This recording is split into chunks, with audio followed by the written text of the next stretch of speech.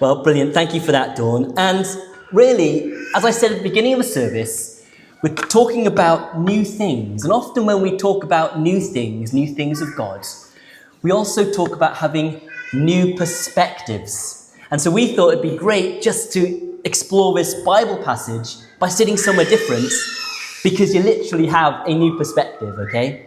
So that's kind of why we did that. And as I said, September signals a new beginning for many of us. It marks the beginning of autumn with the changing of the seasons. I love seeing how the plants and trees around us begin to change.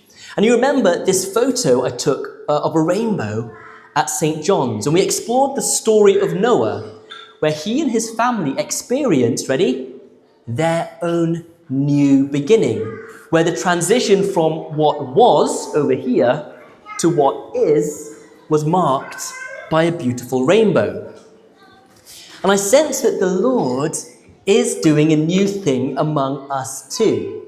As we know, for the past few years, we've kind of haven't had an incumbent. We've kind of just been holding things together. But now, God has begun bringing us as a church to a new place.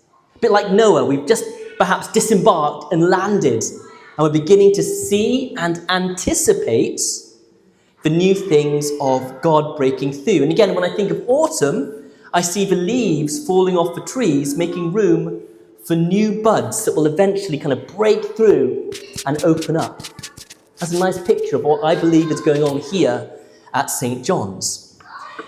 And with some conversations with some of our leaders in our PCC meeting, we sensed that God is calling us to prepare for some of the new things that will be blooming right here in our church, in our parish. I want to just show you a few of them. So we're going to have a new perspective and check out some of these things.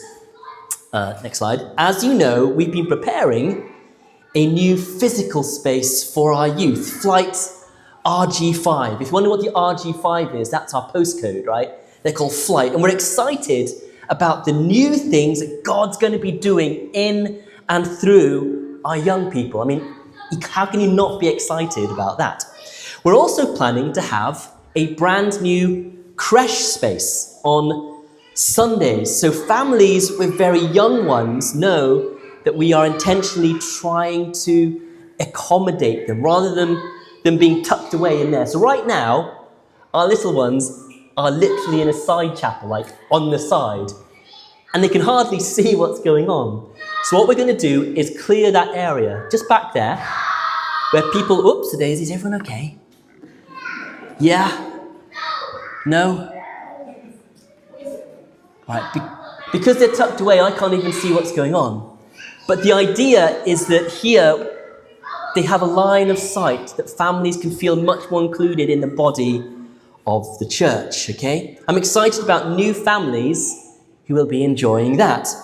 One of the very new exciting things we're looking forward to this coming year is a brand new 9 a.m., so it's nice and early, service called Bubble Church. Let's have some sound. Yep.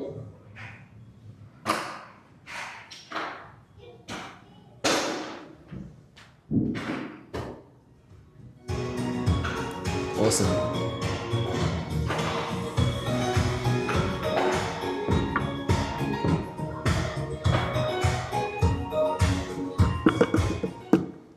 So that's just a glimpse of Bubble Church. What Bubble Church is, it's a fortnightly service at 9 a.m. So it doesn't it doesn't coincide with the 8 a.m. BCP service, because that's only every other, right? So every other one, it's a 9 a.m. service. And what we've discovered in the Church of England is that for the past 25 years, the churches across the nation have been doing lots of midweek meetings, and they're awesome. They provide an important community service, absolutely. But what we've discovered is they don't necessarily translate into people really finding their home with the church body, particularly on Sundays. So the powers that be have now, I think, released £50,000 for some of us across the country to kind of pioneer Bubble and it's actually church. It happens on a Sunday. I was part of it, kind of at Ascension Balham in London for a short while. What we found there was that families in the community would be so thankful and relieved at something happening at 9 a.m. They bring their kids, they sit on bubbles, because it came during the pandemic and they were in bubbles, right? So it means families are doing church with little ones together.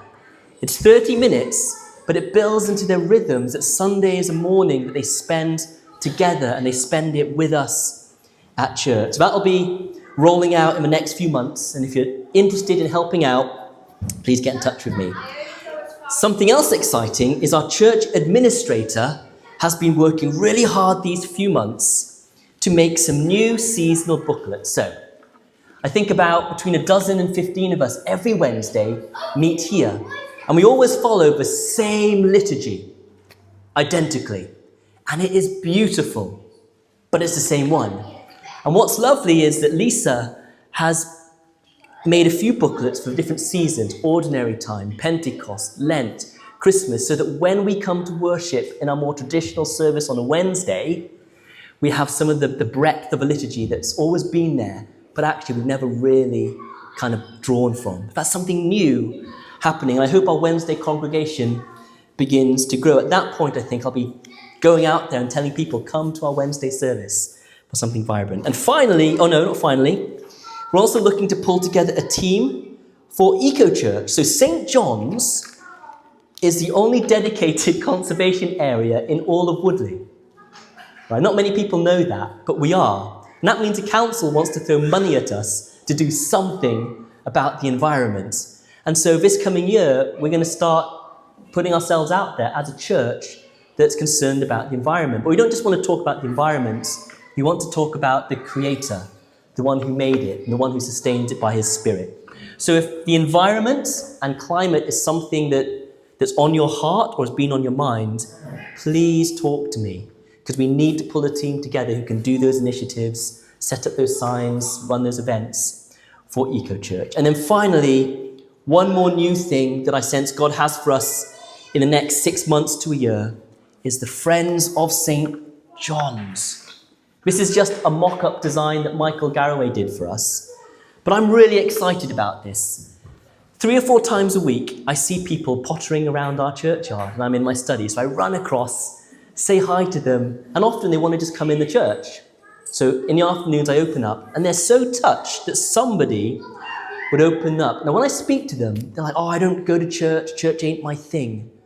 But I really care about this place. It's really fun, isn't it?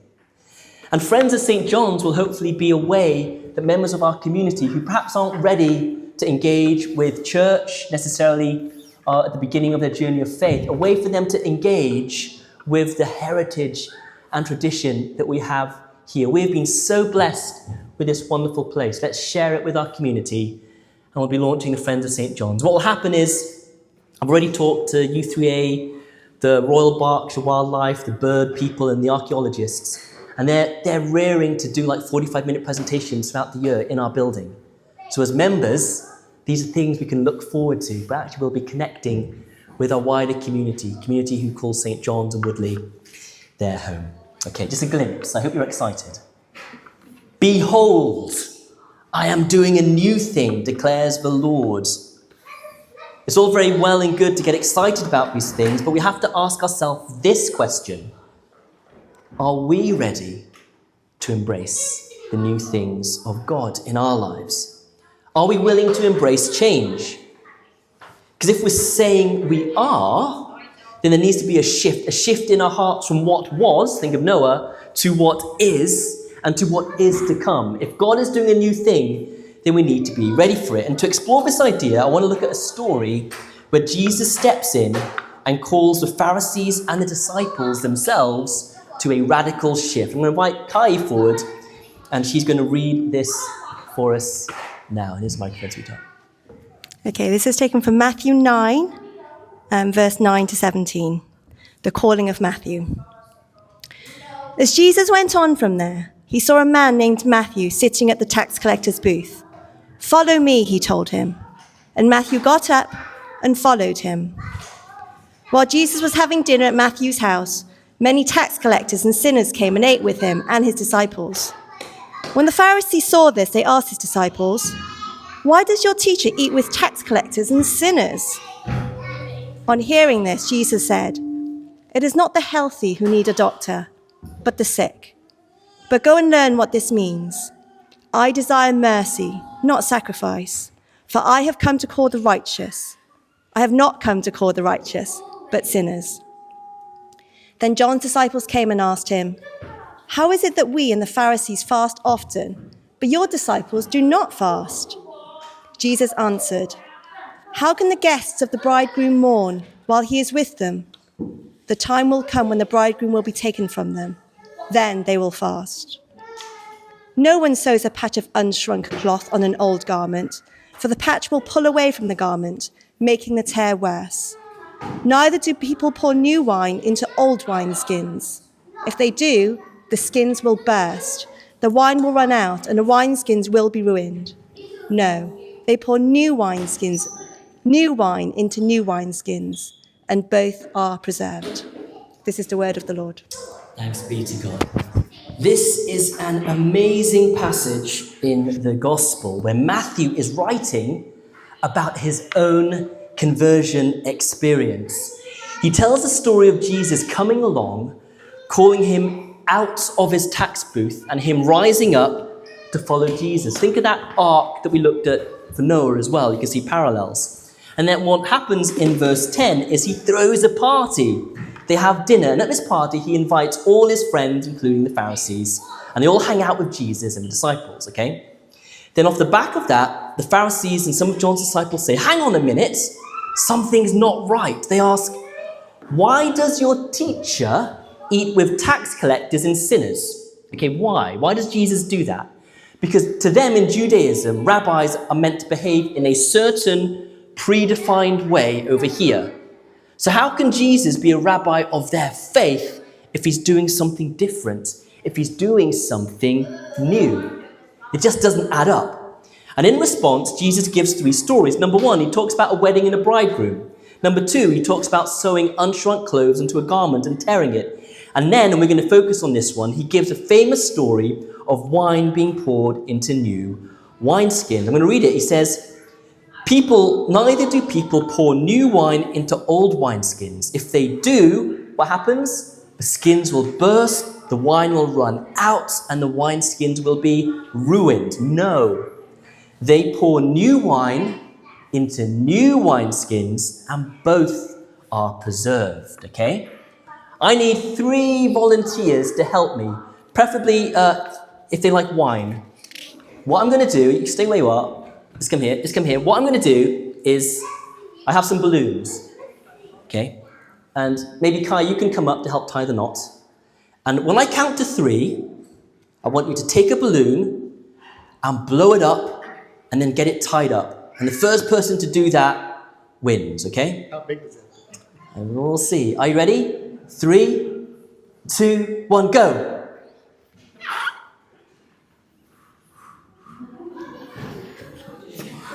Want it up big? Oh, how's it going? There you go. Up to you. How you doing, Jamie? It's very wet. Annabelle, yours is filling you up. All right, he's tied his. Okay, guys, quickly give it to Mummy to tie it up. Here we go. Yep. That's the hardest bit. Hardest bit. And round of applause are 3 who have given literally their breath. Thank you. Grab your seats. I'm going to hold your balloons. Thank you very much. All right. Grab a seat. Round of applause. Okay, now. You can see that actually it was a bit of a struggle for them to blow their balloons. I mean, Justin did pretty good. Now, what I'm going to say is, any normal person might have done this beforehand. Right? They might have stretched it out. Because a balloon is much easier to blow when the rubber has been warmed up and stretched. It's hard to blow when it's cold and hasn't kind of been worked on. The reason Jesus said to the Pharisees and the disciples that they would never take an old wineskin and pour new wine in it Because the wine was still fermenting, okay? And if you pour something that is still fermenting, when it's fermenting, it releases gas. And if you release that into something stiff that hasn't been warmed up and stretched, it cannot expand. And if it cannot expand, the brittle old wineskin would break. It's not flexible enough to take the new wine. The new wine will run out and the skin will be ruined. We just need to go forward a few slides just to catch up. Thanks. Okay, and the new wineskin will be ruined. So instead, what you do is you put new wine into a new stretchy wineskin. They're not hardened or set in their shape. They're still flexible and able to expand. So the new wine and the new wineskin, here we go, they create a new shape together. What shape is God creating through us, through this church? I think there was a report in 2004 from the Church of England called the Mission Shaped Church. Just struck me. Anyway, what Jesus was saying to them is that you can't mix the old, and hear me carefully, and the new together. Now, it's not that the old was wrong. It's just that what the Pharisees were doing is not what was needed for the time to come. I love this quote by N.T. Wright. He says, "In Jesus, a new morning had broken on a new day, God's new day, and the practices that were appropriate for the nighttime were now no longer needed." This is basically what Jesus is saying to them. He's saying, you've been waiting a long time for your Messiah, but now he's with you. I am bringing the new kingdom to you. The Messiah has come. So you can put the old ways aside to embrace the new. So when we ask about the new things of God, we need to ask ourselves, are we ready to receive new wine? And here's my question to you. Are our wineskins ready? How's your wineskin? I'm not talking just about church. Yes, things will probably need to change in terms of services, meetings, programs. But when the Bible talks about the church, he's talking about people, about families, about you and me. Now, if I'm completely honest, there's still a lot of old wineskin in me. Okay? And there are many things I find difficult or I am not willing to change. And yet Jesus is saying that to receive the new things of God, we need to have new wineskins. Now, you may be sitting here thinking, okay, I get it. I understand the shift is coming. I get the idea. But the reality is I'm used to this. I'm comfortable with this. This is what I know how to do. How will things look different? Is this something I can actually be part of? These are good questions you might be thinking. And in this passage, Jesus says, yes, you can be part of it. And he does it beautifully through the use of language. I want to show you something I found out that I think was really cool. So verse 17, he says, no, they pour new wine into new wineskins. And in English, next slide, what we see is they pour new wine into new wineskins, okay? That's in English. But in Greek, and remember, Matthew's writing, he wants to emphasize Jesus' heart. So when he writes this in Greek, he says this. He says, no, they pour neos, that means new, neos wine into kainos wineskins. Aha, look at this. There are two Greek words for new, not one. Neos and kainos, and they have a different emphasis. The word neos means new in the sense of something temporal, new in the sense of time. What this means is that this has never, in the history of the universe, ever happened before. In all of human history, this new thing has not even been conceived. It's coming out of nothing. It is literally a move of God. So when he talks about something new in neos, this is God moving, God breathed. It is new. But then he goes on and talks about new as kainos. Now the word kainos means new, not in relation to something in time, but something qualitative. It means something that is a substance. So it's new in terms of character and nature. but not new in relation to time. So it's already existing. So it already exists, but it's changed. That's why he doesn't say neos wine for neos wineskins. Otherwise, he's saying a new moment of time is coming and a sudden moment in time when some new wineskins come along. He doesn't say that. He says there's a new wine coming, but there needs to be a qualitative change in the existing wineskins. Not brand new ones to replace the old, okay? But a qualitative transformation of character, of posture, of nature. It's not out with the old, in with the new. That's what the English looks like. But in the original language, it's God is sending something new. Are we ready? Are we going to be renewed? If you are an old wineskin, God has not given up on you. He is not interested in replacing you. No. He comes by his power and spirit even today, to transform you, to regenerate you, to touch your heart and your mind. That's what the word kainos means. Taking what is old and making it new. So what he was saying to the Pharisees, he's saying the neos wine of the kingdom of God is coming. Are you going to be the kainos wineskin to receive it? So I want to stand before you in our context and say this. The neos wine of God is coming to St. John's. Are we willing to prepare ourselves to be kainos wineskins? Because if we're not, I believe we're going to miss out on some of the very things that God wants us to do. If we're not willing to be flexible, if we try and blow up the balloon without stretching it, then I think we're going to keep a lot of the old stuff, and when the new wine comes, both will be spoiled.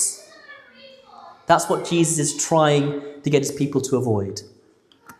We have to take the time to stretch ourselves, prepare ourselves, to allow the Holy Spirit to kainos us towards the very things he has for us. This is why we spend time wrestling and stretching ourselves in the Word. This is why we have the liturgy, and we say it, and we learn it, and recite it. We stretch our minds and hearts to be renewed. This is God's passion for the world. He doesn't look down on it and say, oh man, the world is so bad, I need a neos wine and a neos humanity to get rid of it all. Instead, he looks down on the world and says, I see the brokenness and sin, but I love it so much, I will send the neos wine so there can be a kainos generation, a kainos change in the people and in the world. So just in closing, I love that when Matthew uses this story of the wine, he puts it around his own calling to faith. Remember I said this is his own testimony. Just imagine Matthew writing many years later, looking back on his own conversion experience. He looks back and Matthew goes, I was an old wineskin. I was set in my ways. I was brittle, deeply hurt. He was a tax collector, stealing from my own people. And then Christ came, and I got up to follow him. Isn't it interesting that Matthew uses the word arose, the same word he uses to describe Jesus rising from the dead? So in case you're interested, he parallels Jesus' rising with the language in his own rising from his past life. It's his conversion experience. He speaks of it as his resurrection moments. I believe our church, in some ways, is in a resurrection moment. I don't think we've been dead, far from it. We might have been sleeping a little bit. And actually, God grants rest to those that he loves, it says. And there was a time and a period, yes, where our church has been resting. We talked about Psalm 23 a few Wednesdays ago, I think absolutely. But now I believe things are stirring, and are we readying ourselves to be the kainos wineskins? Jesus wants to pour his new wine into each and every one of you. He wants his spirit to kainos the places where there's old wineskin in you, and only you know where they are. Are you willing to change and be stretched this coming year?